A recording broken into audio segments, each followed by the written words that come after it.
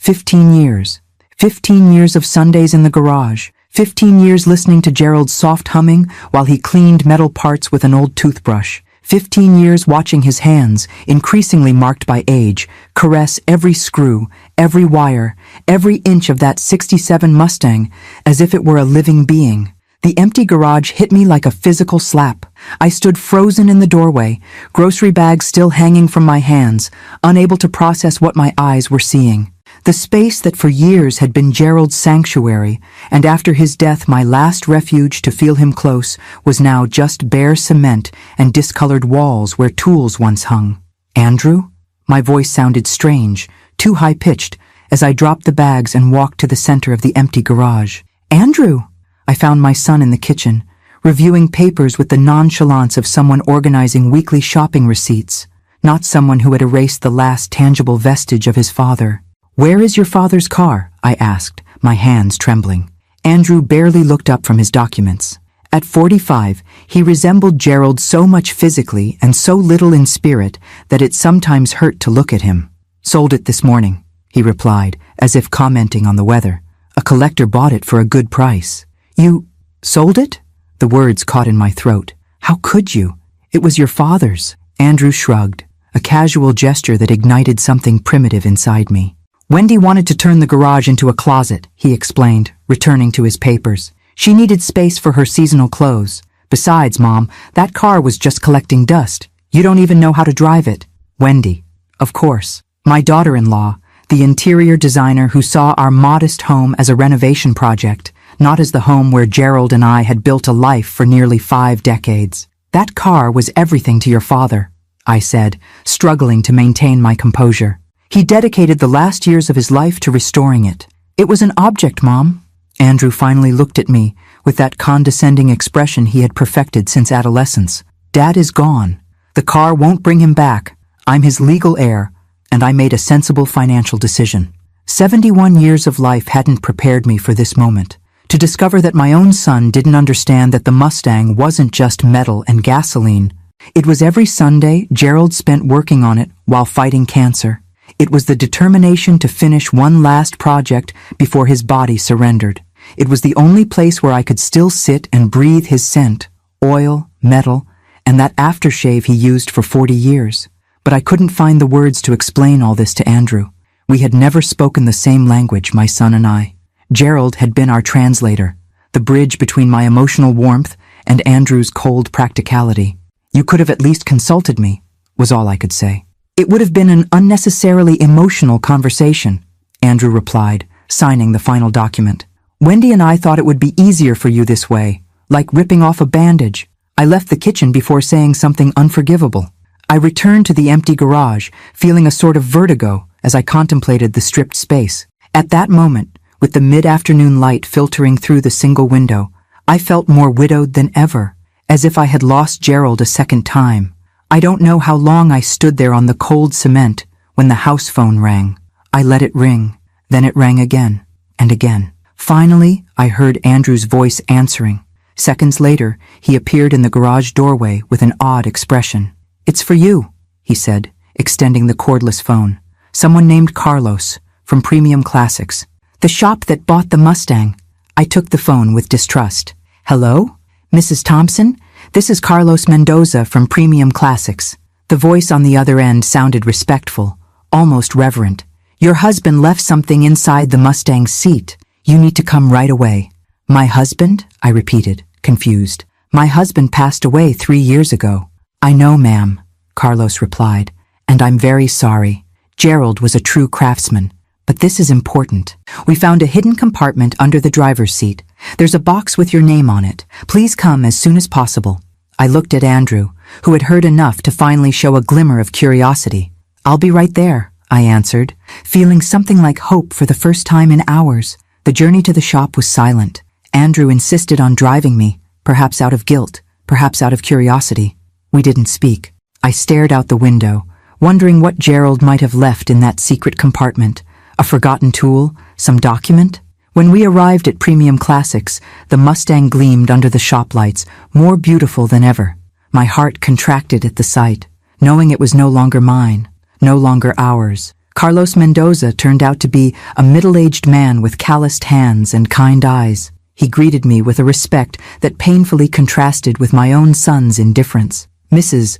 Thompson," he said, shaking my hand. "It's an honor to meet you. Your husband spoke often about you." "You knew Gerald?" I asked, surprised. Carlos smiled. "We were friends. We shared a passion for classics," he explained, guiding me toward the Mustang. "When we found this, I immediately knew I had to call you." He leaned into the car and removed the driver's seat with surprising ease, revealing a perfectly constructed compartment in the base. From it, he extracted a wooden box, hand-carved with delicate floral motifs. "This is your box, ma'am," said Carlos, carefully handing it to me. "Gerald told me that someday it would find its way to you. It seems today is that day." I took the box, feeling its solid weight, recognizing the carved flowers as my favorites, daisies and lilies, and the meticulous work of Gerald's hands. And in that moment, as I held that box in a dealership that smelled of new tires and industrial air freshener, I felt my husband's presence closer than in the 3 years since his departure. As if somehow he had foreseen this moment and had prepared one last message for me. "There's something else," added Carlos, glancing briefly at Andrew, who was watching the scene with an indecipherable expression. "But I think you should see it in private after opening the box." "Something else?" I echoed, clutching the wooden box against my chest. Carlos nodded, his expression warm but guarded. "If you'd like to follow me to my office, Mrs. Thompson, it's more private."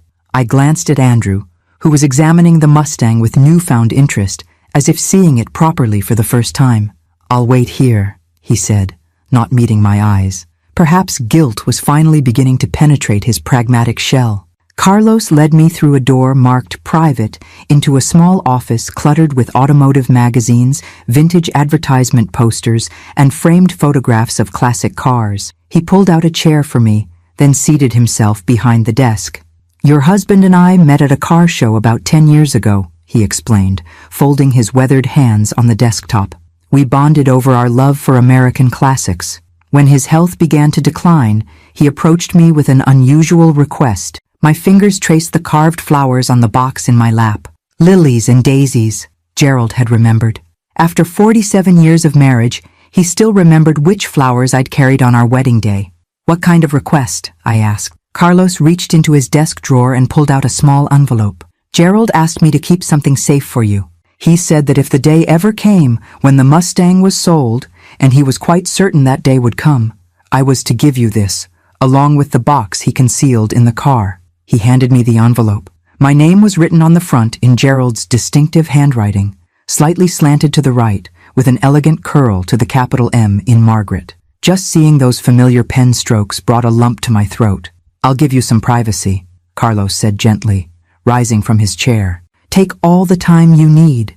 When the door closed behind him, I sat motionless for several moments, staring at the envelope and the box. These final pieces of Gerald, unexpected gifts from beyond the grave, felt almost too precious to open, as if breaking the seal would somehow be the true end of our story. Finally, I carefully opened the envelope, unfolding a single sheet of paper covered in Gerald's handwriting. "My dearest Margaret, if you're reading this, 2 things have happened. I've left this world, and Andrew has sold the Mustang. I'm not angry about either. Death comes to us all, and Andrew has never shared our appreciation for things with soul and history. The box contains my journey with the Mustang, photos, notes, and thoughts I had while working on it. But more importantly, it contains something for your journey forward. I know you're angry right now, hurt that our son could discard something that meant so much to me, to us. But please remember that Andrew experiences the world differently than we do. He sees function, not meaning. Efficiency, not soul. It's not a flaw in his character. It's simply who he is. Now, about the something else Carlos mentioned. Please step back out to the showroom when you're ready. Your real surprise awaits there. It's the true reason I'm at peace with the Mustang finding a new home. Remember how we always talked about taking that cross-country drive? How you said someday we would see the Grand Canyon at sunset and the redwoods at dawn? Someday has arrived, my love. It's your turn to be brave. Forever yours, Gerald. I pressed the letter to my heart, tears flowing freely now. Even from beyond the grave, Gerald knew exactly what I was feeling. How had he known with such certainty that Andrew would sell the car? And what surprise could possibly ease the pain of losing this last tangible piece of him? With trembling hands, I finally opened the wooden box. Inside, just as Gerald's letter had promised, lay a meticulously organized collection. A leather-bound journal filled with detailed notes about every aspect of the Mustang's restoration. Photographs documenting the process from the day he'd brought home the rusted shell to the gleaming finished product. Small sketches of parts he'd fabricated himself when originals couldn't be found. But beneath these, in a separate compartment, I discovered financial documents, investment statements, bank accounts, and legal papers, all in my name. Gerald had been quietly investing for years, building a substantial nest egg that I'd known nothing about. A note paper clipped to these documents read simply, "For your adventures, my love. No more someday." After composing myself as best I could, I gathered the box and letter and stepped back into the showroom. Andrew was still examining the Mustang, running his hand along its polished hood with an expression I couldn't quite decipher. Carlos stood near the main counter, talking quietly with a younger man. When he saw me, he smiled and gestured for me to join them.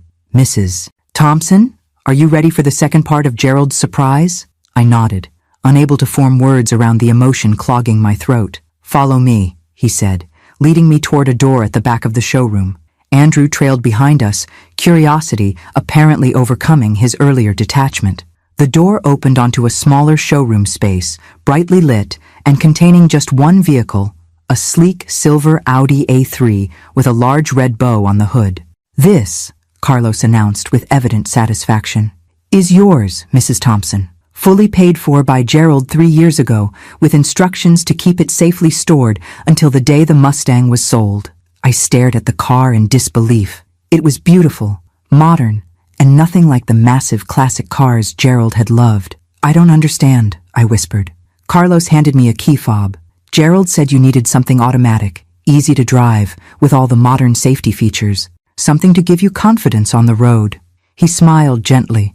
He said, and I quote, "Margaret has spent her whole life being cautious. It's time she had an adventure." Andrew stepped forward, his expression a mixture of shock and something that might have been respect. "Dad bought you a car? But you don't even drive." "I have my license," I replied quietly. "I just haven't driven in years. Not since the interstate frightened me that time we were coming back from your college graduation." Carlos opened the driver's door.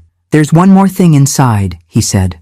On the passenger seat lay a large envelope and a brand new GPS device.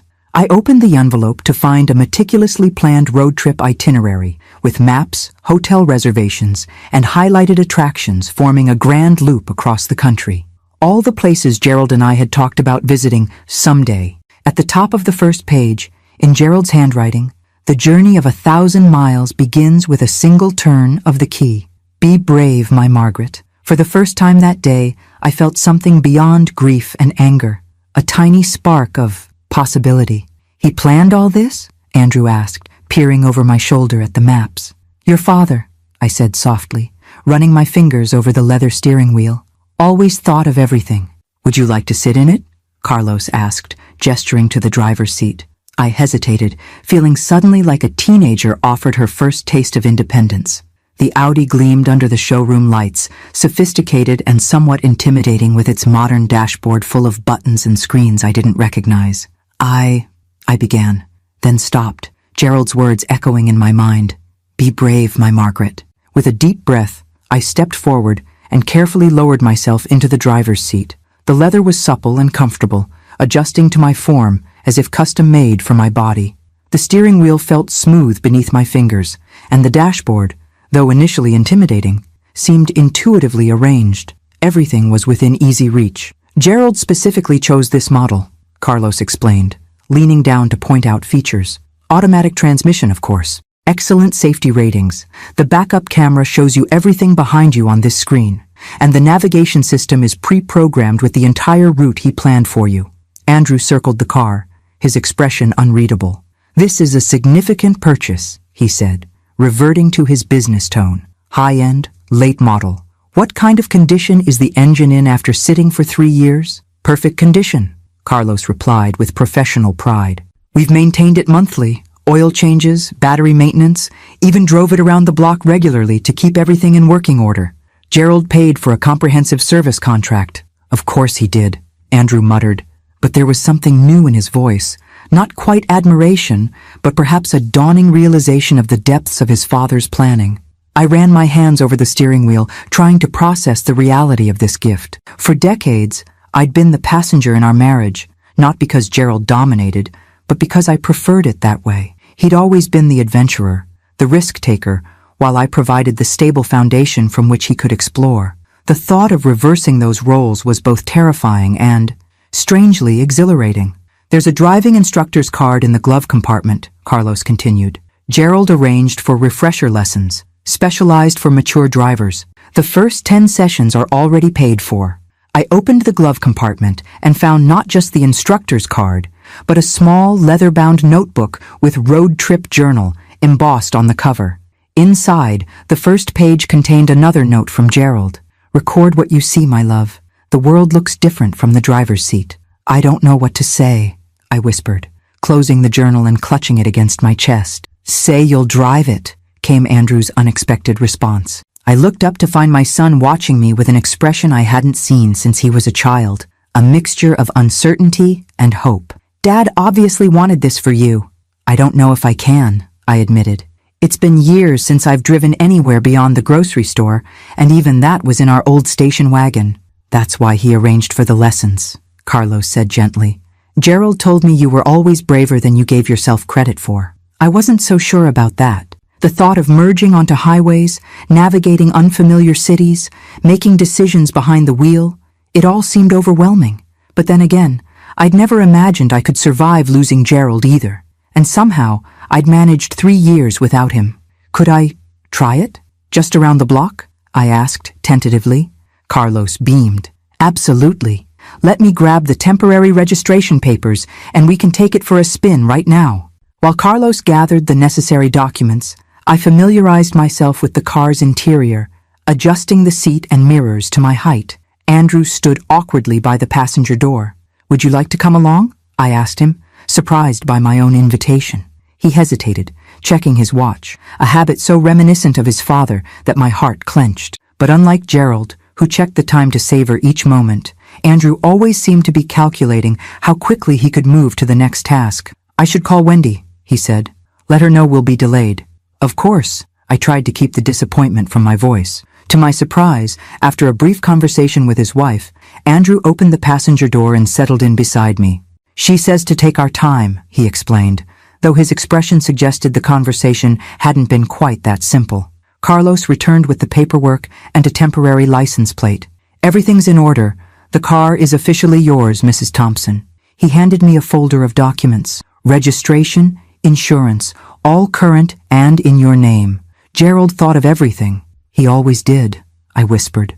With Carlos's encouragement, I pressed the push-button start. The engine came to life with a gentle purr, nothing like the throaty roar of Gerald's Mustang, but reassuring in its quiet efficiency. The dashboard illuminated, and the navigation screen displayed a cheerful, "Welcome, Margaret." "He even programmed your name into it," Andrew observed, something like genuine amazement in his voice. Following Carlos's patient instructions, I put the car in drive and carefully pulled out of the showroom and into the afternoon sunlight.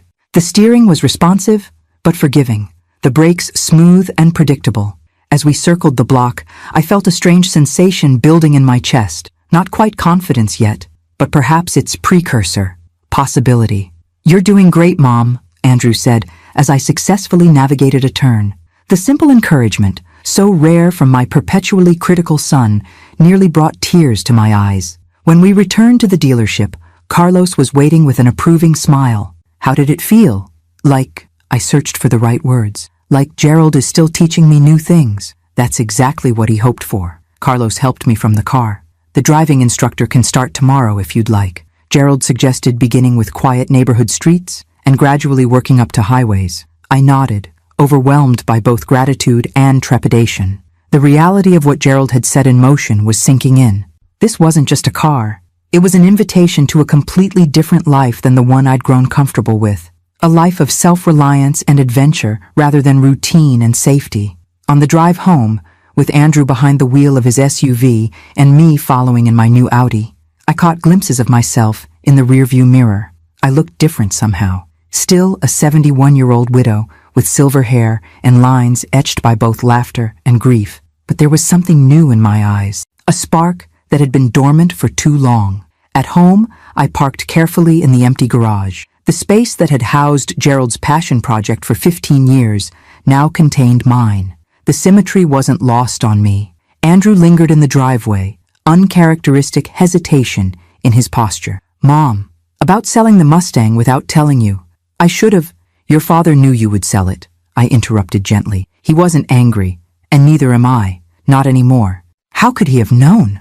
I smiled, thinking of how well Gerald had understood our son, far better than I ever had. Your father saw people clearly. He knew you didn't attach the same meaning to objects that we did. Andrew frowned slightly. That car was worth a lot of money. I thought I was making a smart financial decision for the family. I know, I said, and for the first time, I truly did understand my son's perspective. Not agree with it, perhaps, but understand it. But some things have value beyond their price tag. I looked at the Audi, gleaming in the late afternoon light. Your father's last gift wasn't just a car. It was permission to be brave. The driving instructor's name was Eleanor Hart, a retired high school teacher with a shock of white hair, piercing blue eyes, and the reassuring confidence of someone who had taught thousands of nervous people to drive. She arrived at my door precisely at 9 the following morning, a leather portfolio tucked under one arm and a travel mug of coffee in hand. "Mrs. Thompson?" She extended her hand with a firm grip. "I'm Ellie. Your husband arranged for my services about 3 years ago. I've been expecting your call." "You knew Gerald?" I asked, inviting her inside. "We met when he came to inquire about lessons specialized for mature drivers," she explained, settling at my kitchen table. "He was quite specific about what you would need: patience, encouragement, and absolutely no condescension." She smiled. "He described you as cautious, but more capable than she realizes." Hearing Gerald's assessment of me from this stranger's lips brought a fresh wave of emotion. Even as cancer was stealing his future, he had been planning for mine with such thoughtfulness. "I'm not sure he was right about the capable part," I admitted. "It's been nearly 20 years since I drove regularly." "Well, that's why I'm here," Eleanor replied pragmatically. "Driving is like riding a bicycle. The basic skills remain, but your confidence needs rebuilding." She opened her portfolio, revealing a customized curriculum. "Gerald and I designed this program specifically for you. We'll start with the fundamentals in quiet neighborhoods, then progressively challenge you with busier streets, highways, and eventually interstate driving."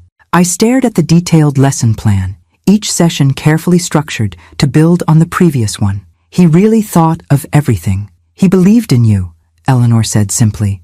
"Now, shall we begin with your new vehicle?"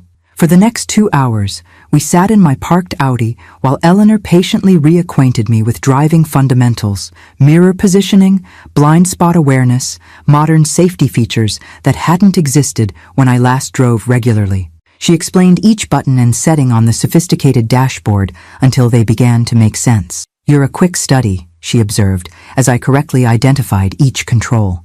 "I taught 3rd grade for 35 years, I explained. "I know how to follow instructions. Teaching requires intelligence and adaptability, both excellent qualities for driving," Eleanor remarked. "Now let's take this beautiful machine around the block." My hands trembled slightly as I pressed the start button. Despite yesterday's brief drive from the dealership, I felt a rush of anxiety. Eleanor seemed to notice. "Margaret," she said gently, "driving is about managing fear, not eliminating it. Even experienced drivers feel occasional anxiety. The difference is, they've learned to drive alongside it rather than letting it paralyze them." It was exactly the kind of practical wisdom Gerald would have appreciated. I nodded, put the car in drive, and cautiously pulled away from the curb. We spent another hour navigating the quiet streets of my neighborhood, Eleanor calmly guiding me through turns, stops, and basic maneuvers. By noon, I had successfully completed a dozen blocks without incident. "Excellent progress for day 1, she declared as we returned to my driveway. "Tomorrow we'll venture a bit further, perhaps to the shopping center a few miles away." After Eleanor left, I sat in the silent car for several minutes, absorbing the morning's achievements. Small steps, certainly, but steps nonetheless. I wondered what Gerald would think of my progress. if he would be proud or amused by my cautious approach to this adventure he'd orchestrated. As if in answer, my phone rang. It was Andrew. "Mom, how were the driving lessons?" His tone held uncharacteristic interest. "They went well," I replied, surprised by his call. Andrew rarely checked in unless there was something specific he needed. "My instructor is excellent." Good. He paused awkwardly. "Look, I've been thinking about everything. The Mustang, Dad's plans for you. I was wondering if I could come by this evening. There's something I'd like to discuss." Curiosity piqued, I agreed. After hanging up, I found myself in the garage again, looking at the Audi in the space where the Mustang had stood for so many years. The absence still ached, but differently now, less like an amputation, and more like the bittersweet transition of seasons. I opened the wooden box Carlos had given me, running my fingers over Gerald's meticulous notes about the Mustang's restoration. Each page documented not just mechanical details, but his thoughts and feelings throughout the process. One entry, dated about 6 months before his death, caught my eye. "Doctor says the treatment isn't working as hoped. Told Margaret it's going better than expected. Don't want her to worry more than necessary. Need to finish this car. Need to finalize Margaret's arrangements. She's always been afraid of change, my sweet, cautious wife. But she's stronger than she knows. The Mustang is my legacy to the world, a beautiful machine brought back to life through patience and care. But Margaret is my legacy to herself, a beautiful soul who needs to discover her own strength. If I've done my job right, selling the Mustang will be the key that starts her engine." I closed the journal, tears blurring my vision. Gerald had known he was dying while writing these words, yet his concern had been for me, for the life I would lead without him. Andrew arrived promptly at 6, carrying a manila folder and looking uncharacteristically nervous. After declining my offer of dinner, he sat at the kitchen table, the folder placed precisely before him. "Mom, I need to show you something," he began, opening the folder to reveal photographs, dozens of images of the Mustang from various angles, professionally shot under perfect lighting. "I had these taken before the sale," he explained. I thought you might want them." I looked up, startled by this unexpected gesture of understanding. "That's very thoughtful, Andrew," I said, carefully examining the beautiful photographs that captured every detail of Gerald's masterpiece. "There's more," he continued, his voice hesitant. "The buyer, he's a collector who specializes in painstakingly restored classics. When Carlos explained the story behind the car, how Dad spent his final years bringing it back to life," Andrew paused, seemingly struggling with uncharacteristic emotion. "The buyer has offered visitation rights." "Visitation rights?" I echoed. "He keeps his collection in a climate-controlled showroom about 30 miles from here. He says you're welcome to visit the Mustang anytime you want." Andrew slid a business card across the table. "His name is Richard Bennett. I've already spoken with him. He's a decent man who genuinely appreciates what Dad accomplished with that car." I stared at the card, processing this unexpected development. "Why would you arrange this?" Andrew looked down, fiddling with the edge of the folder in a gesture so unlike his usual confident demeanor. "Because I'm beginning to understand that I made a mistake. Not legally. As Dad's heir, I had every right to sell the car." He looked up, meeting my eyes directly. "But I failed to consider what it meant to you, what it represented. Your father knew you would sell it," I said gently. "He planned for it." "Yes, but he also knew I would do it thoughtlessly," Andrew replied with surprising self-awareness. "He knew I would see an asset, not a legacy." He gestured to the photographs. "I'm trying to do better, Mom. To see things more like he did." The admission, so difficult for my pragmatic, emotionally reserved son, moved me deeply. It was the most vulnerable I'd seen Andrew since he was a child, coming to terms with a disappointing baseball game. "Your father would be proud of you for this," I told him, covering his hand with mine. Andrew cleared his throat, clearly uncomfortable with the emotional territory. "There's one more thing. I spoke with your driving instructor today. She thinks you're making excellent progress." I raised my eyebrows, surprised. "You called Eleanor?" He nodded. "I wanted to make sure Dad's plan was being properly executed." The businessman in him couldn't help emerging, even in this moment of connection.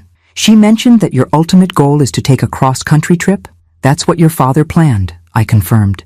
"Though I'm not sure I'll ever be ready for something that ambitious." For the first time in years, I saw a genuine smile spread across my son's face. "When you are," he said, "I'd like to go with you.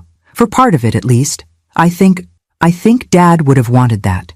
As evening settled around us, I realized Gerald's final gift wasn't just the Audi, or even the road trip he'd planned. It was this moment of genuine connection with our son, something I'd almost given up hope of experiencing again. 3 weeks into my driving lessons with Eleanor, we faced our biggest challenge yet, the interstate. I'd been dreading this milestone since we began, my stomach knotting at the mere thought of merging into fast-moving traffic, navigating multiple lanes, and maintaining highway speeds. "Remember," Eleanor said as we approached the on-ramp, "the interstate is actually safer than city driving in many ways. Fewer intersections, no traffic lights, predictable flow."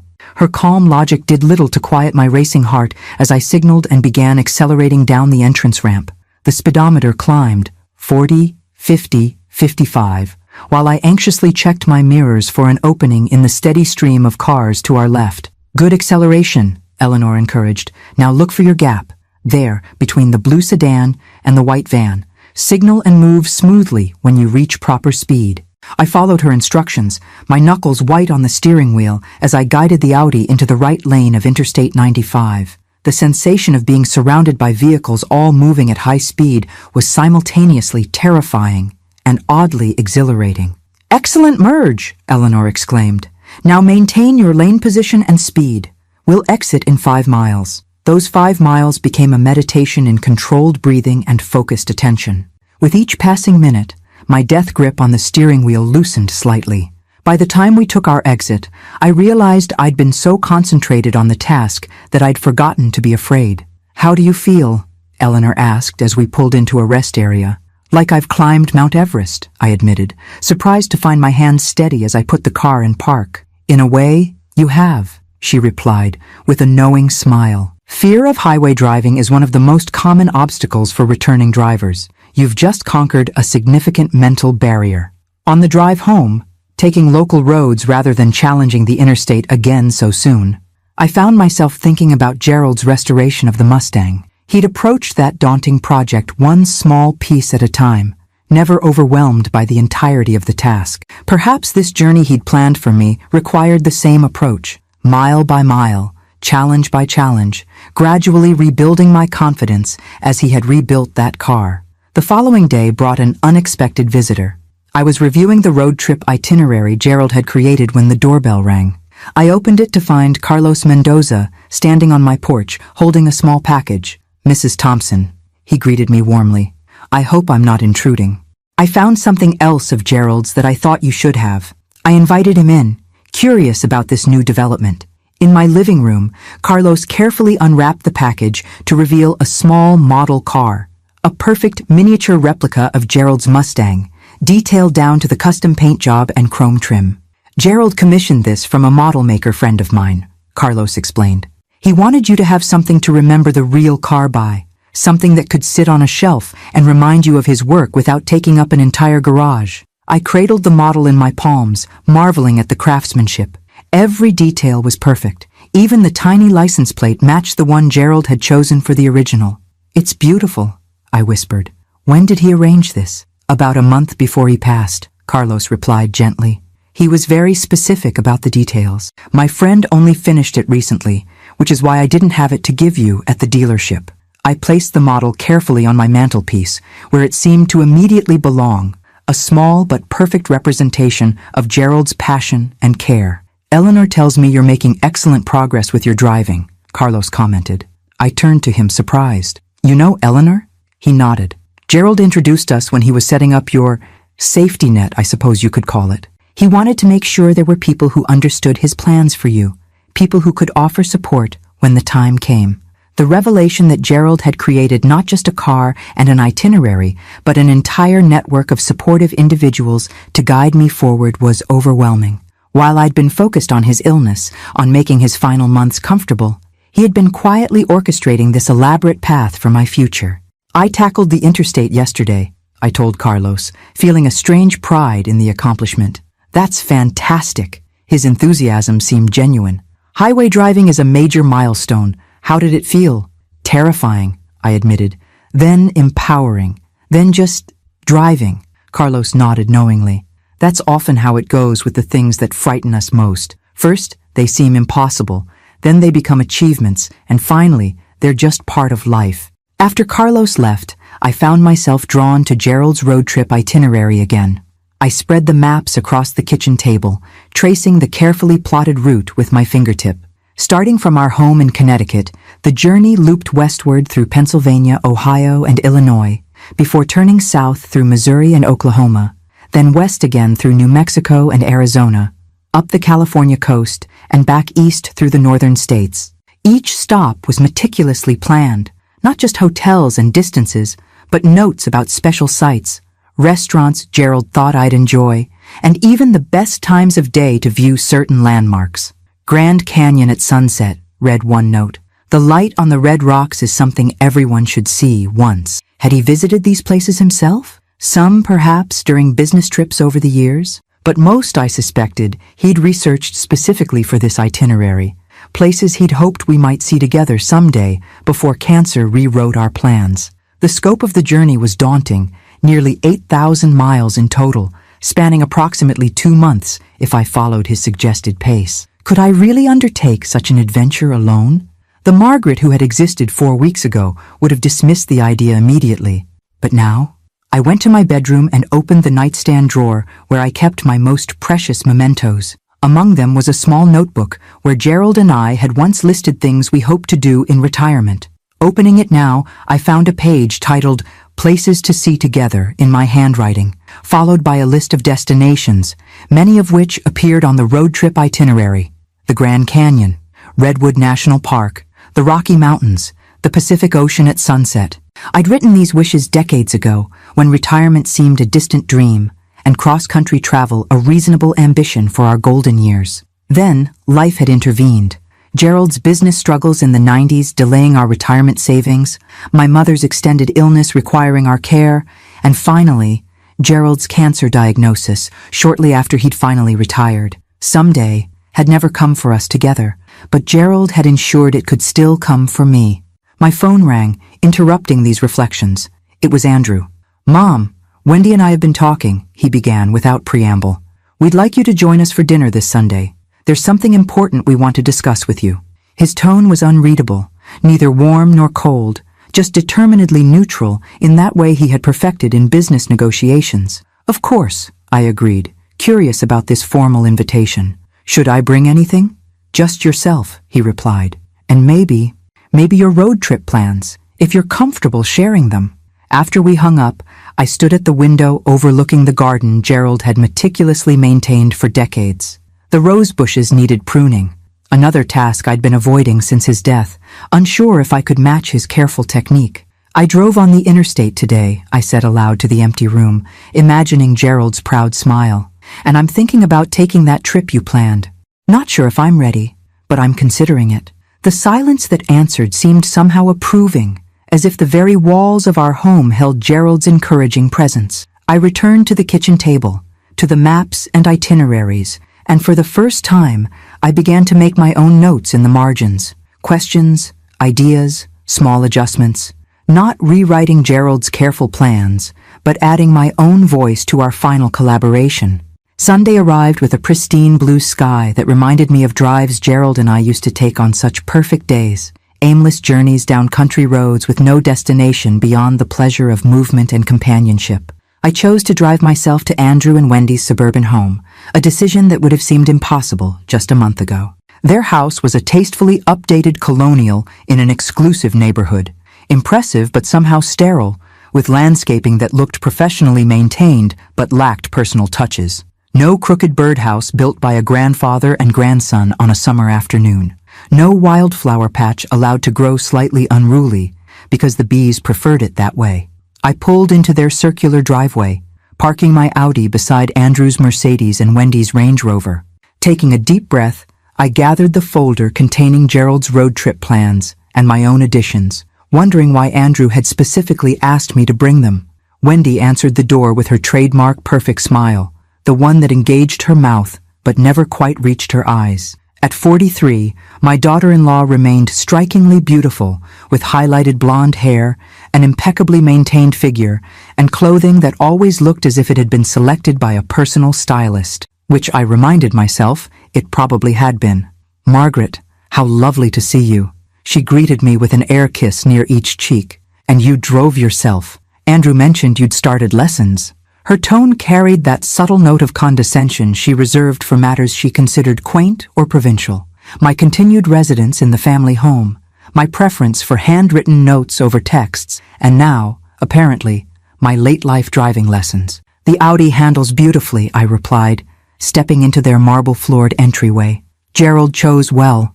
A flicker of something, annoyance, discomfort, crossed Wendy's perfect features at the mention of my husband's posthumous gift. Yes, well, Andrew is waiting in the dining room.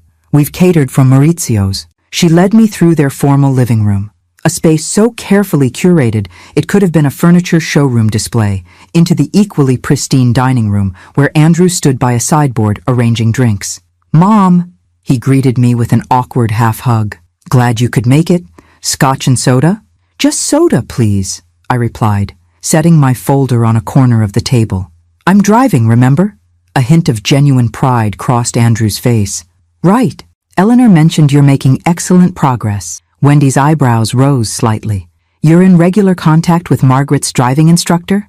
I'm overseeing Dad's arrangements, Andrew replied with a shrug that didn't quite achieve the casualness he seemed to be aiming for. Dinner proceeded with the usual polite small talk, their children's achievements at their exclusive private schools, Andrew's recent business successes, Wendy's charity committee work. I had participated in these conversations for years, offering the expected responses and appropriate admiration. Today, however, I found myself strangely detached, as if observing the performance from a distance. When had I become so passive in my relationship with my son and his family? Had it begun when Gerald died, or earlier? Had I surrendered my authentic self in small increments over the years, trading genuine connection for superficial harmony? Mom? Andrew's voice broke into my thoughts. You seem distracted. I'm sorry, I said, setting down my fork. I was just thinking about how little we really know each other. The statement, unplanned and unfiltered, landed in the center of the elegant table like an uninvited guest. Wendy's perfect smile froze, while Andrew blinked rapidly, his default response to emotional discomfort. What a strange thing to say, Wendy laughed lightly. We've been family for over 20 years. Yes, I agreed, and yet I couldn't tell you what truly matters to either of you beyond appearances and achievements, just as you couldn't tell me what mattered most to Gerald or to me. Andrew set down his wine glass with deliberate care. Is this about the Mustang? I thought we'd moved past that. It's not just about the car, I said gently. It's about seeing each other clearly. Gerald understood that you would sell the Mustang because he understood your values. He didn't share them, but he respected your right to have them. And you think we don't respect yours? Andrew's tone sharpened defensively. I think we've never really discussed them, I replied. We've maintained a polite distance for so long that we've forgotten how to have authentic conversations. Wendy shifted uncomfortably in her chair. Perhaps this isn't the best time. Actually, Andrew interrupted. It's exactly the right time. He took a deep breath, exchanging a glance with his wife. That's partly why we invited you tonight. We've been reconsidering some things. He rose and left the room briefly, returning with a large architectural rendering that he carefully unrolled across the table, weighing the corners with salt and pepper shakers. This is what we originally planned for your garage, he admitted.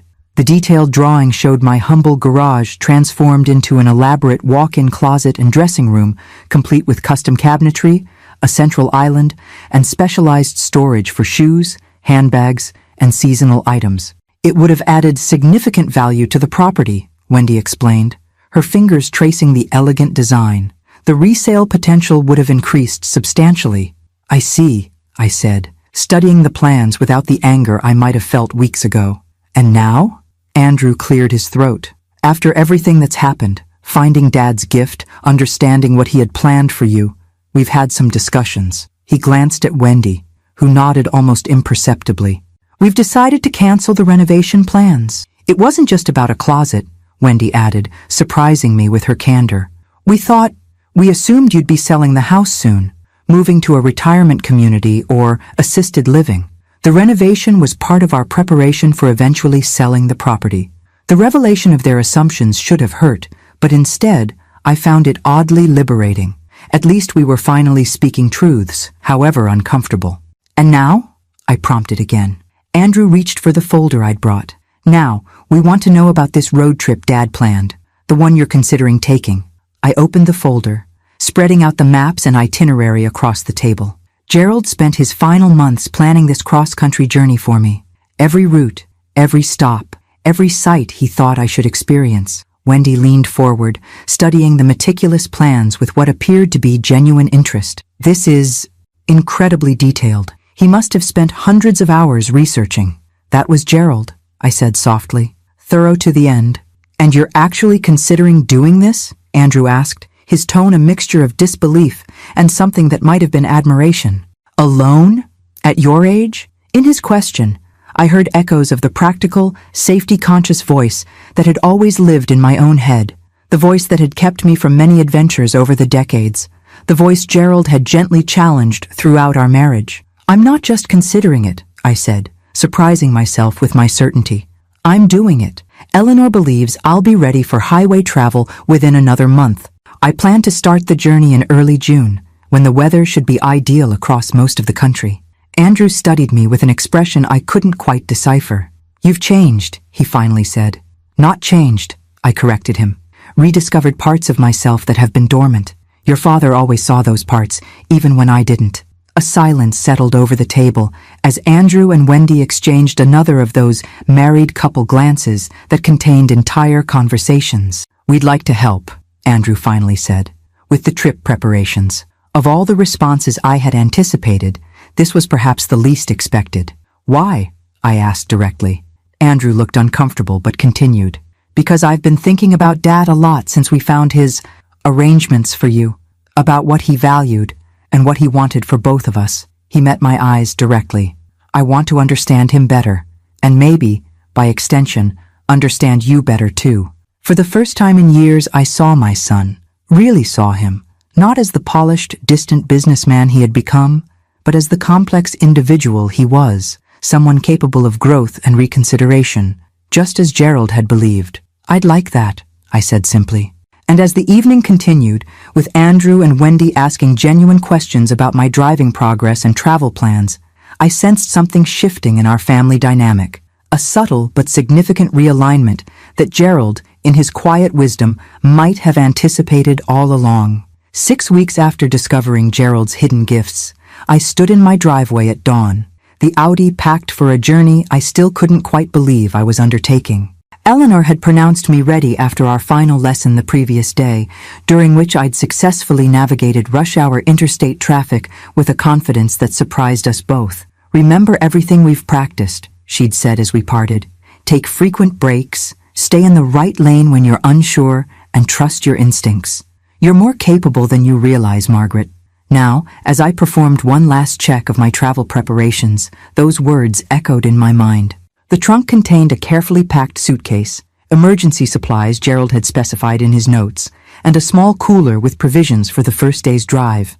The passenger seat held my road atlas, despite the GPS. Gerald had insisted on paper maps as backup, the journal he'd left me, and a travel pillow for comfort during long stretches. The morning air felt charged with possibility, the eastern sky just beginning to blush with sunrise. I'd deliberately chosen an early departure to avoid Andrew and Wendy's offer of a proper send-off, which I suspected would only increase my nervousness. Instead, I'd said my goodbyes to them the previous evening, at a surprisingly pleasant dinner, where Andrew had presented me with a new smartphone. For better safety on the road, he'd explained, already programmed with tracking apps that would allow him to monitor my journey from afar. His concern was touching, if somewhat excessive.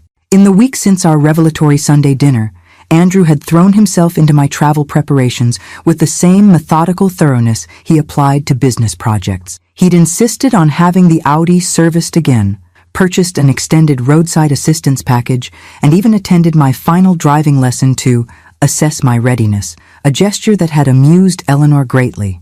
Your son has your husband's protective instincts, she'd observed afterward, but not quite his faith in your capabilities. That will come with time. As I secured the house, checking locks, adjusting thermostats, and setting timers for lights, I felt Gerald's presence strongly, as if he were overseeing my departure with approving attention. In the kitchen, I paused before a framed photograph taken on our 25th anniversary.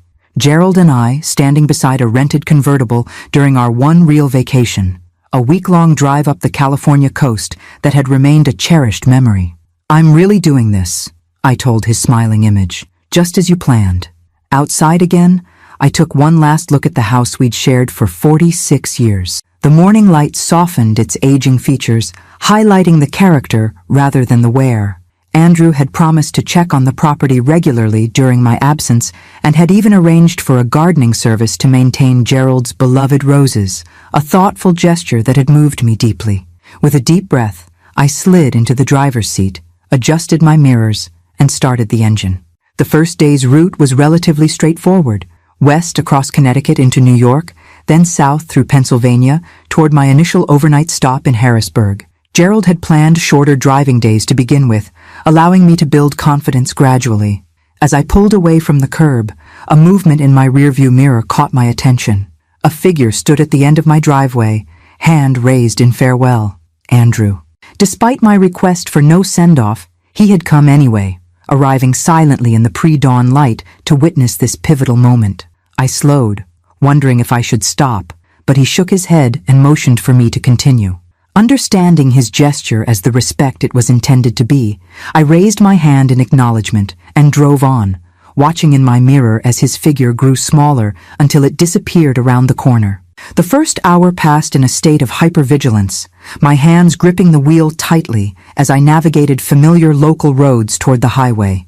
Every intersection, every merge required conscious thought, but gradually, as the miles accumulated, I felt a subtle shift. My breathing deepened, my shoulders lowered, and driving became less an exercise in concentration and more a fluid, natural activity. By mid-morning, I had crossed into New York State, the Audi's smooth handling and responsive acceleration building my confidence with each passing mile. Traffic increased as I approached more populated areas, but the defensive driving techniques Eleanor had drilled into me now activated automatically, maintaining safe following distances, checking mirrors regularly, anticipating other drivers' movements. At a rest stop just before noon, I called Andrew as promised to report my progress. "You're making excellent time," he said, and I could hear the slight surprise in his voice. "How does it feel?" "Liberating," I answered honestly. I'd forgotten the simple pleasure of movement, of watching the landscape change around you. "Dad would be proud," Andrew said, the words clearly not coming easily to him. "He always believed you could do more than you thought possible." After a brief lunch and a walk to stretch my legs, I continued south, crossing into Pennsylvania in early afternoon. The rolling hills and farmland provided a scenic backdrop as I settled into the rhythm of highway travel. By late afternoon, I had reached Harrisburg and successfully navigated to the small hotel Gerald had selected for my first night. The hotel clerk smiled as I checked in. "Mrs. Thompson, we've been expecting you. Your reservation was made quite some time ago." "Yes," I replied, still amazed by the extent of Gerald's planning. "My husband arranged it." "Well, he chose one of our nicest rooms, Riverview, recently renovated, and this was left for you several months ago." She handed me an envelope with my name written in Gerald's distinctive handwriting. In my room, I sat by the window overlooking the Susquehanna River and opened the envelope with trembling fingers. Inside was a simple note card. "My dearest Margaret, if you're reading this, you've completed the first day of your journey. I knew you could do it. The first step is always the hardest, whether it's beginning a cross-country drive or starting a new chapter of life. I've arranged small surprises at several stops along your route. Nothing elaborate, just tokens to let you know I'm with you in spirit. The front desk has a package for you in the morning. Tonight, celebrate your courage. Order room service if you're tired. The salmon is excellent here. Or explore the riverfront if you're feeling adventurous. This journey is yours now. I've merely suggested the route. With all my love, Gerald." I pressed the note to my heart, overcome with emotion. Even now, Gerald was guiding me forward while encouraging my independence, the perfect balance he had always maintained in our marriage. After washing away the day's travel dust with a long shower, I surprised myself by choosing exploration over room service. The riverfront was lovely in the evening light, with a walking path that offered views of the water and the city skyline. I found a small restaurant with outdoor seating and enjoyed a leisurely dinner, watching boats move along the river and families stroll the promenade. For the first time in 3 years, I felt truly alive, not just existing in the aftermath of loss, but actively engaging with the world again. The sensation was bittersweet, tinged with awareness of Gerald's absence, but also filled with gratitude for his final gift to me, permission and encouragement to continue living fully. Back in my room, I opened the road trip journal and made my first entry, recording not just the practical details of miles traveled and routes taken, but my thoughts and feelings throughout this momentous day. As Gerald had suggested, the world indeed looked different from the driver's seat. Bigger, more accessible, full of possibilities I had forgotten existed. Day 1 complete, I wrote at the end. I miss you, Gerald, but I feel you with me on this journey. Thank you for believing I could do this, even when I didn't believe it myself. As I drifted toward sleep, I wondered what surprise awaited me in the morning, and what new challenges and discoveries the coming days would bring. The fear that had defined so much of my life had not disappeared entirely, but it had been relegated to a passenger rather than allowed to remain the driver. Tomorrow would bring new roads, new experiences, new tests of my growing confidence. For the first time in decades, I found myself looking forward to the unknown. The package waiting for me at the front desk the next morning contained a small, elegantly wrapped box and another note from Gerald. Inside the box was a vintage compass in a polished brass case, clearly an antique but in perfect working condition. For when you need to find your true north, Gerald's note read. This belonged to my grandfather, who used it to navigate his way across the country during the Great Depression. He taught me that sometimes the most important journeys aren't about reaching a destination, but about discovering what lies within you along the way. Keep it in the glove compartment. Technology fails, but true north remains constant. I fastened the compass to my keychain, comforted by this tangible connection to both Gerald and his family history. After a hearty breakfast, I consulted the day's route, a straight shot west across Pennsylvania, toward Pittsburgh, where I would spend my second night before continuing to Columbus, Ohio, the following day. The morning drive was pleasant, traffic light as I left Harrisburg behind and entered the more rural central part of the state. Rolling hills gave way to farmland, punctuated by small towns that appeared and disappeared in my rearview mirror. I was settling into a comfortable cruising rhythm when a dashboard alert suddenly illuminated. Tire pressure warning. My heart rate spiked momentarily, but Eleanor's training kicked in. I carefully reduced speed, checked my mirrors, and pulled onto the shoulder, hazard lights flashing. Once safely stopped, I called the roadside assistance service Andrew had insisted I program into my new phone. Looks like you've picked up a nail, the technician informed me after arriving and inspecting the right rear tire.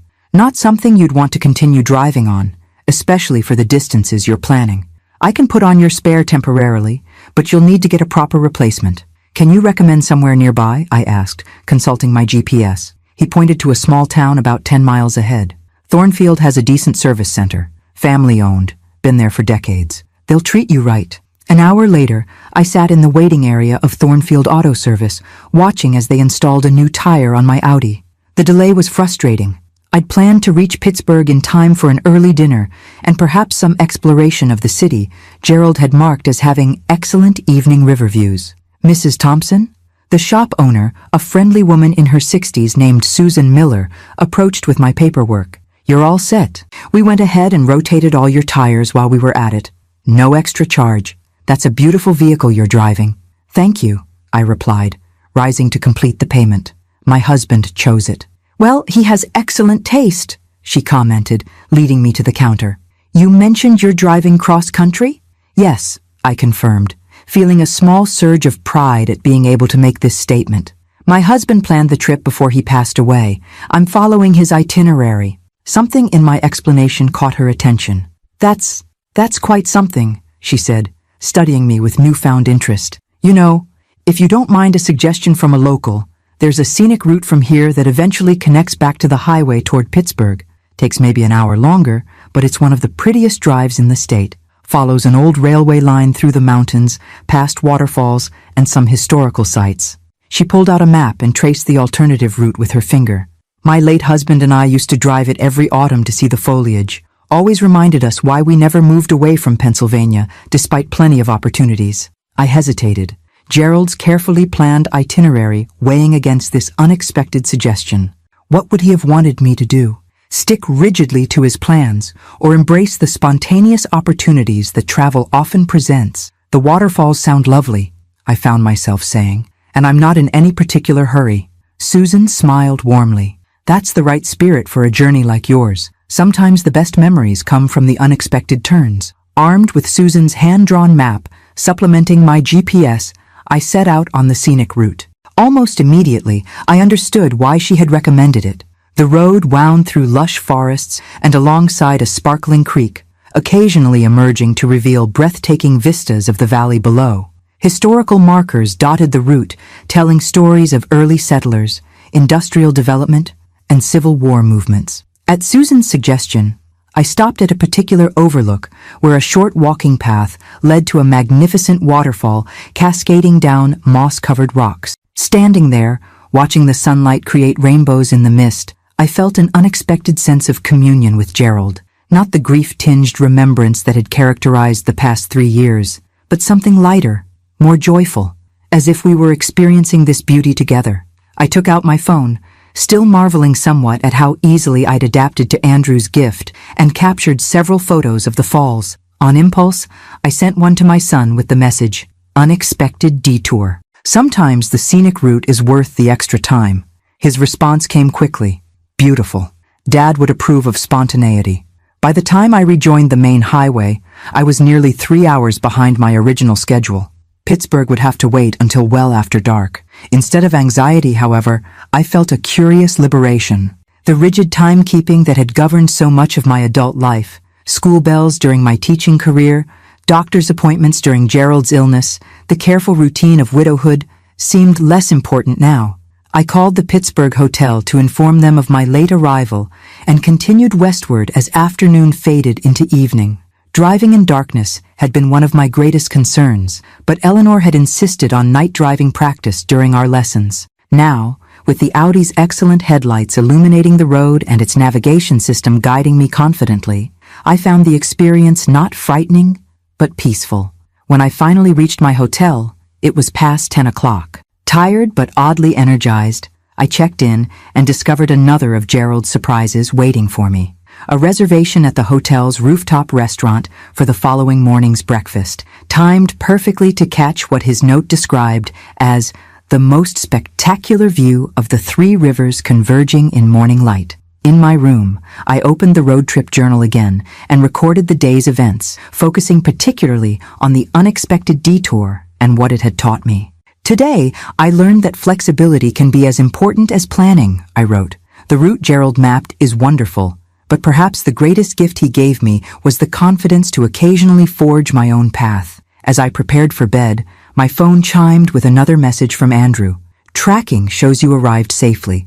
How was the drive?" I hesitated, then typed, "Challenging in unexpected ways, beautiful in others." I had a flat tire but handled it. Took a scenic detour on local recommendation. Arrived later than planned, but with no regrets. His response warmed me unexpectedly.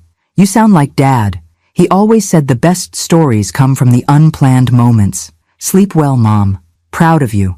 Andrew had rarely expressed pride in me. Not because he didn't feel it, perhaps, but because our relationship had settled into different patterns of communication. This simple message, sent across hundreds of miles, felt like another small bridge being rebuilt between us. As I drifted toward sleep, I found myself contemplating the compass Gerald had given me that morning. "True north remains constant," he had written.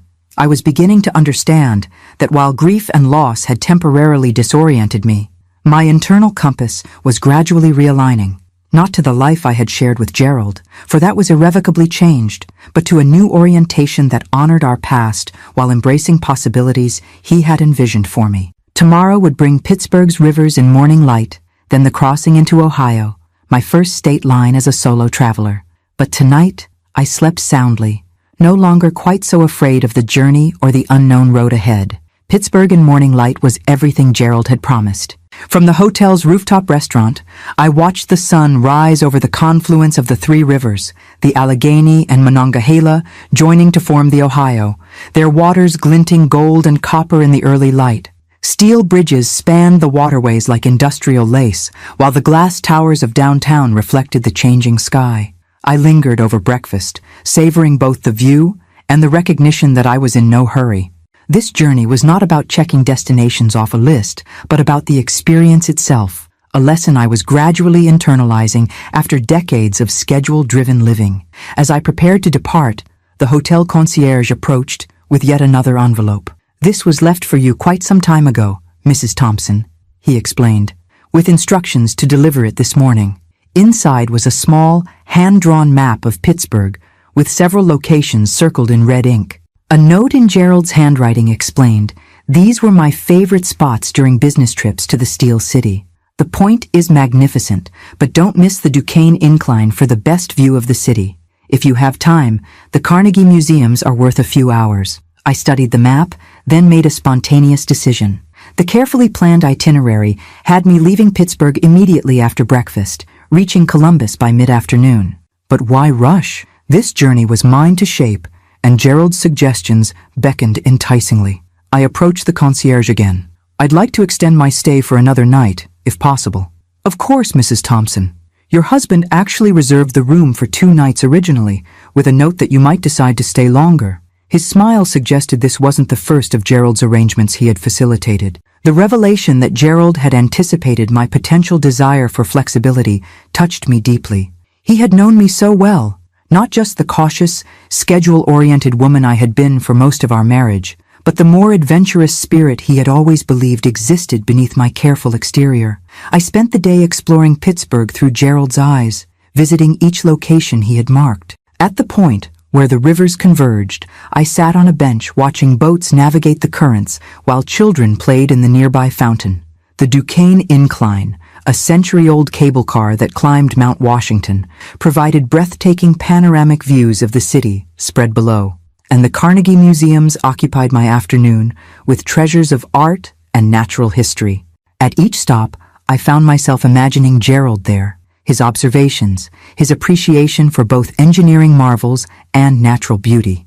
It felt less like following a guidebook and more like sharing experiences across the boundary that separated us. That evening, I called Andrew to update him on my change of plans. "You're staying an extra day?" he asked, surprise evident in his voice. "What about the itinerary?" "The itinerary is a suggestion, not a mandate," I replied, surprising myself with the confidence in my tone. "Your father planned this journey as a gift, not an assignment. I'm discovering that sometimes it feels right to linger." A pause, then. "That makes sense. Dad was never rigid about plans. That was always more..." He trailed off. "More my tendency," I finished for him. "Yes, I know. I'm learning to be more flexible." "It suits you," he said quietly. "Wendy mentioned that your texts sound different, more present," she said. The observation startled me. I hadn't realized my written communications reflected the internal changes I was experiencing. "Present is a good word for it," I acknowledged. "For years after your father died, I think I was just existing, not really living. This journey is changing that." After our call, I found myself reflecting on boundaries, not just the state lines I was crossing on this journey, but the less tangible ones I had imposed on myself throughout life. Boundaries between safety and risk, between routine and adventure, between the woman I had been with Gerald and the woman I might become without him. The next morning, I resumed my westward journey, crossing into Ohio around noon. The state welcome sign prompted an unexpected surge of emotion. A sense of accomplishment mingled with excitement. I pulled into the welcome center and asked a fellow traveler to take my photograph beside the "Welcome to Ohio" sign, sending it immediately to Andrew with the caption, "State number 2 conquered." His response made me laugh out loud. "Only 46 more to go? Kidding, unless you're planning to hit Alaska and Hawaii on this trip too." The playful text revealed yet another boundary being crossed. The formal, somewhat distant relationship between Andrew and me gradually yielding to something warmer, more genuine. Columbus provided another surprise, though not one Gerald had arranged. As I checked into my hotel, a historic property downtown that Gerald had selected for its architectural significance, the desk clerk handed me my key with a curious expression. "You're Margaret Thompson. We have a message for you." She passed me an envelope, not Gerald's handwriting this time, but Andrew's precise script. Inside was a gift certificate to a nearby spa with a note. "Wendy suggested you might enjoy some pampering after several days on the road. The hotel concierge can arrange transportation if you don't feel like driving. Call when you get this. Andrew. Touched by this thoughtful gesture, I called my son immediately. How did you know where to send it? I asked after thanking him. Dad's itinerary, he explained. I've been reviewing it, trying to understand his thinking better. The Columbus hotel reservation stood out because he'd written a special note about its historic architecture. Thought you might appreciate something relaxing after all that driving? It's perfect, I assured him. But I'm curious. Why the sudden interest in understanding your father's planning? A long pause followed before Andrew replied, his voice unusually hesitant. I've been reading his journal, the one about the Mustang restoration that you shared with me. There's more of him in those pages than I expected. More depth, more consideration for details most people would overlook. That was Gerald, I said softly, always noticing the things others missed, including things about me, Andrew continued, his voice tightening slightly.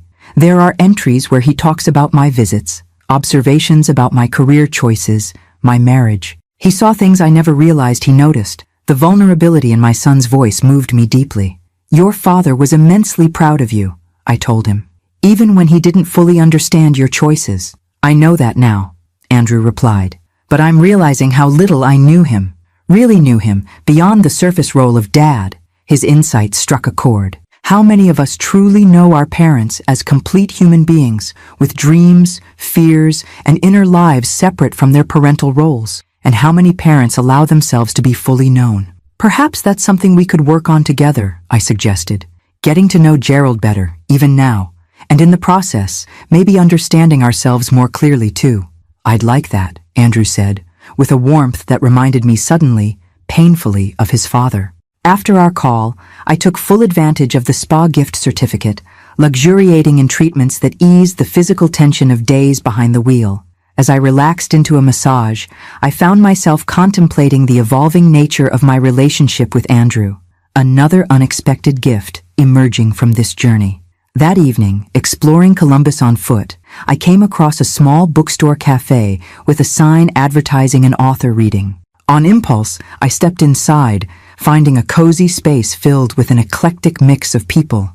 The featured author was discussing her memoir about rebuilding her life after losing her partner of 30 years. I found a seat in the back, ordered tea, and listened as she read passages describing her struggle to redefine herself in the absence of the person who had been her anchor for most of adult life. Her words resonated powerfully, articulating feelings I had experienced but never fully expressed. During the question period, I surprised myself by raising my hand. When called upon, I heard myself asking, how did you know when you were ready to create a new life rather than just surviving the loss of your old one? The author smiled gently.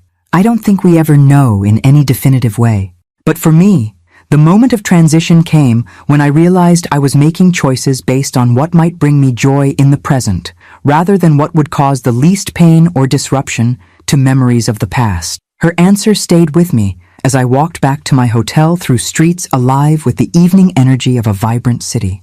Was that what I was doing now? Making choices based on potential joy rather than minimal pain? The very fact that I was contemplating such questions felt significant. Another boundary crossed between mere existence and authentic living.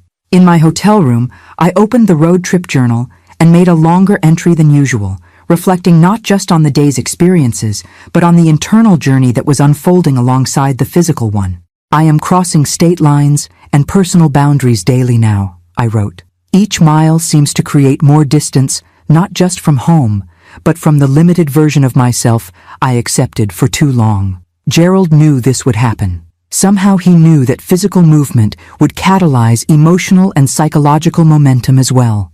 As I closed the journal, my phone chimed with a text from an unknown number. Opening it, I found a photograph of the Mustang gleaming under professional lighting in what appeared to be a private collection showroom. The message read, Mrs. Thompson, Carlos Mendoza gave me your number. Thought you might like to see that your husband's masterpiece has found a good home. You're welcome to visit any time. Richard Bennett. I studied the image, expecting to feel a renewed sense of loss. Instead, I found myself appreciating the beauty of Gerald's work and feeling grateful that it was being valued by someone who understood its significance. Another boundary crossed, from possession to appreciation, from loss to gratitude. Tomorrow would bring more miles, more state lines, more discoveries. But tonight, in a historic hotel in Columbus, Ohio, I felt myself becoming someone new while simultaneously reconnecting with parts of myself long forgotten. A paradox Gerald might have appreciated and perhaps had even anticipated when planning this journey of rediscovery. 4 weeks and nearly 5,000 miles into my cross-country journey, I stood at the edge of the Grand Canyon as sunset painted the stratified rocks in shades of amber, crimson, and gold. Gerald's itinerary had timed our arrival perfectly. The canyon at sunset was indeed, as his notes had promised, something everyone should see once in their lifetime. Our arrival. In my mind, Gerald had become my traveling companion, his presence felt in every carefully planned detail, and in the spaces between them where I'd made my own choices. His voice seemed to whisper in the stunning vistas he'd selected, in the quirky roadside attractions he'd marked with asterisks in his notes, definitely worth a short detour, and in the quiet moments of reflection his journey had built into my days. I was not the same woman who had stood frozen in an empty garage 6 weeks earlier, that Margaret had been defined by caution and routine, by grief's comfortable boundaries. This Margaret, tanned from afternoons exploring national parks, confident behind the wheel on mountain roads and city highways alike, capable of striking up conversations with strangers in diners and visitor centers, was someone both new and strangely familiar, as if I'd rediscovered a self that had been hibernating. My phone rang, interrupting my contemplation of the vast chasm before me. Andrew's name appeared on the screen. "I just watched the sunset at the Grand Canyon," I told him without preamble. "I know," he replied, surprising me. "Your location updated on the tracking app. How is it?" "Indescribable," I said truthfully. "Photos don't do it justice. The depth, the colors, the sheer scale of it. It makes you feel simultaneously insignificant and profoundly alive." "Dad always wanted to see it," Andrew said quietly. "It was on his bucket list." "Mine too," I acknowledged. We kept saying someday until someday ran out. A comfortable silence stretched between us, the kind that had rarely existed in our relationship before this journey. "Actually, that's partly why I'm calling," Andrew finally continued. "Wendy and I have been talking. We'd like to join you for the last week of your trip, meet you in San Francisco, and drive the Pacific Coast Highway portion together. If that wouldn't disrupt your experience too much." The request stunned me. Andrew taking time away from his demanding career? Wendy willingly embarking on a road trip rather than a luxury resort vacation? This was unprecedented. "I'd love that," I said, meaning it. "Your father would too. He always hoped we might travel together as a family someday." "Well, someday is apparently now," Andrew replied, echoing my earlier words with an audible smile. "We've booked flights for next Wednesday. I've been studying Dad's route for the coastal portion. It looks spectacular." After we ended the call, I remained at the canyon rim as twilight deepened into night and stars appeared in impossible profusion above the dark chasm. Gerald had noted this too. Stay after sunset for the stars. No city lights to diminish them, like looking into eternity. The next morning brought a call from an unexpected source, Richard Bennett, the collector who had purchased the Mustang. "Mrs. Thompson," his warm voice greeted me. "I hope I'm not intruding. Carlos mentioned you were on a cross-country journey, and I've been following your progress through the photos you've sent him." I had indeed been sharing occasional images with Carlos, who had become something of a long-distance cheerleader for my adventure. "Not intruding at all, Mr. Bennett," I assured him. "How is the Mustang?" "Magnificent. It's the centerpiece of my collection now. Your husband's craftsmanship was extraordinary." He paused briefly. "Actually, I'm calling because I'm hosting a classic car exhibition at my home in Monterey next month. The Mustang will be featured prominently, and I wondered if you might consider attending as my guest of honor. I'd love to have you speak about Gerald's restoration process." Monterey was on my coastal route, one of the final stops before San Francisco. The timing would be perfect. "I'd be honored," I replied, surprised by how right it felt. Gerald would have loved knowing his work was being appreciated by fellow enthusiasts. "Wonderful. I'll have my assistant send you the details." Another pause. "And Mrs. Thompson? Carlos told me about the journey your husband planned for you. I lost my wife 5 years ago, so I understand something of the path you're walking. It's inspiring to see how you're honoring your husband's final gift, The conversation left me contemplative as I continued my westward journey. Over the following days, as I crossed the Mojave Desert into California, I found myself reflecting on the unexpected connections this trip had fostered, with strangers who became momentary friends, with my increasingly supportive son, with the memory of Gerald transformed from a source of pain to a wellspring of strength. By the time Andrew and Wendy joined me in San Francisco, I had traversed mountains and deserts, navigated bustling cities and sleepy towns, and discovered a resilience I had forgotten I possessed. The woman who greeted them at the airport bore little resemblance to the shell-shocked widow who had stood in an empty garage 7 weeks earlier. "Mom, you look—" Andrew seemed at a loss for words as he embraced me. "Alive," Wendy supplied, studying me with genuine warmth. "You look alive." The coastal drive with Andrew and Wendy proved to be the perfect conclusion to my journey. To my surprise, they adapted easily to the unhurried pace I had embraced, stopping for impromptu explorations of beaches and viewpoints, lingering over meals in seaside restaurants Gerald had marked in his notes, and engaging in conversations deeper than any we had shared in years. One evening, as we watched the sunset from a cliffside restaurant in Big Sur, Andrew raised his wineglass in a toast. "To Dad," he said, his voice thick with emotion, "for giving us all a second chance." "To Gerald," I echoed, clinking my glass against his, who saw possibilities where others saw endings. On our final day, we detoured to Monterey for Richard Bennett's exhibition. The Mustang gleamed under perfect lighting, surrounded by appreciative enthusiasts who listened raptly as I shared stories of Gerald's painstaking restoration process. The car that had once been a source of such grief had transformed into a conduit for connection and remembrance, another of Gerald's carefully orchestrated gifts. As we completed the final miles of my journey, returning to the same Connecticut driveway where it had begun nearly 2 months earlier, I felt a curious mixture of completion and anticipation. This particular circle was closing, but others were opening before me. Andrew helped carry my luggage inside, while Wendy exclaimed over the garden, which the service had maintained beautifully in my absence. "Will you stay the night?" I asked them, suddenly reluctant to be alone in the house that had been empty for so long. "Actually," Andrew exchanged glances with his wife, "we were hoping to stay the weekend if that's all right. There's something we'd like to discuss with you." Over dinner, prepared together in the kitchen where Gerald had once flipped Sunday pancakes with flourish, they shared their proposal. "We've been thinking," Andrew began cautiously, "about your house. This house." I tensed slightly, remembering their earlier assumptions about my selling and moving to assisted living. "Not about you selling it," he quickly clarified, reading my expression. "About us spending more time here, with you.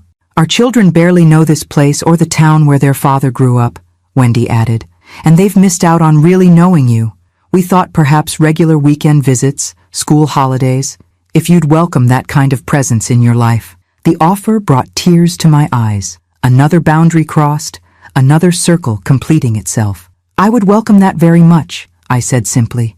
Later that night, after Andrew and Wendy had retired to the guest room, I stood in the garage beside my Audi, now dusty from thousands of miles of American roads. The space no longer felt empty without the Mustang. Instead, it seemed full of possibility, a launching point rather than a void. On an impulse, I opened the road trip journal and added a final entry. "Gerald, I've completed the journey you planned, not exactly as you mapped it, but in the spirit you intended. I've crossed state lines and personal boundaries. I've seen sunsets and sunrises from places I never imagined I would visit. I've reconnected with our son and discovered strengths within myself I had forgotten existed. But the greatest discovery has been that endings can contain beginnings. The empty garage that started this journey wasn't really empty at all. It was filled with the space necessary for something new to emerge. You knew this, of course. You always saw the road ahead more clearly than I did. I still miss you every day. I suspect I always will. But missing you no longer means being afraid to move forward. The compass you gave me points true north, and I'm no longer afraid to follow where it leads. Thank you for my final driving lesson, my love, teaching me how to navigate life without you while carrying you always in my heart." I closed the journal and placed it on the small shelf beside Gerald's model Mustang. 2 tangible reminders of a love that had transcended loss and a journey that had transformed grief into gratitude. Tomorrow would bring new roads to explore, new choices to make. But tonight, in the quiet of a house filled once more with family, I felt Gerald's presence not as a ghost of the past, but as a light illuminating the way forward. The circle was complete. And in its completion, a spiral had begun, carrying me onward into whatever adventures awaited an aging woman who had discovered at 71 that bravery was still possible and that life could offer new beginnings even after the most painful endings.